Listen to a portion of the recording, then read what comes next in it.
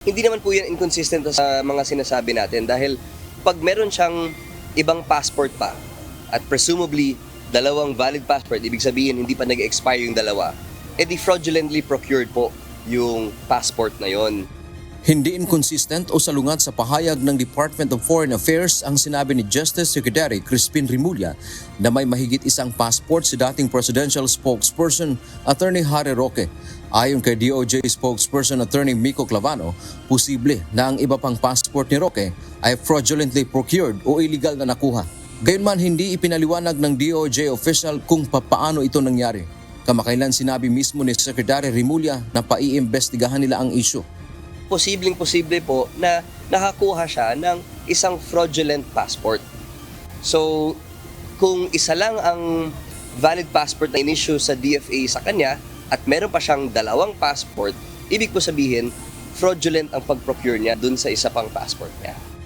Noong nakaraang linggo, kinumpirma ng DFA na mayroon lamang isang valid regular Philippine passport si Roque na in-issue noong July 2024. Ang iba pa nitong naunang passport ay nakansila na.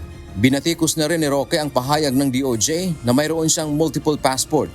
Ito anya ay fake news na ipinapakalat ng Marcos administration na bahagi ng political persecution sa kanya. Fake news ang sinasabi ng DOJ Secretary Remulla. Inanunsyo niya na marami raw akong passport. Paano naman mangyayari yun? Hindi ka makakakuha talaga ng multiple passport unless ikaw mismo ang gumagawa ng passport, no? Dahil hindi papayag ang DFA. May nakabinbinang musyon ang DOJ sa korte na ipakansila ang passport ni Roque dahil sa kinakaharap nitong kaso sa Pampanga kaugnay ng Lucky South 99 Pogo.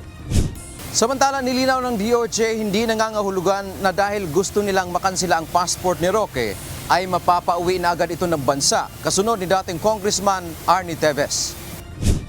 Ayon pa kay Clavano, hindi basta mapapadeport sa Pilipinas ang dating palace official habang hindi pa tapos ang asylum application nito sa the Netherlands. Hindi lang din anya partikular na si Roque ang kanilang hinahabol, kundi ang iba pang may pananagutan sa batas. Hindi naman yan sequence, no? Ang tingin ho namin dyan sa lahat ng fugitive, dapat sabay-sabay yan hinahabol. So there are other fugitives out there na kailangan habulin, na kailangan dalhin sa husgado para harapin yung mga kaso. Dante Amento, UNTV, News and Rescue. Diyos ang aming sandigan, serbisyo publiko ang aming pinahahalagahan.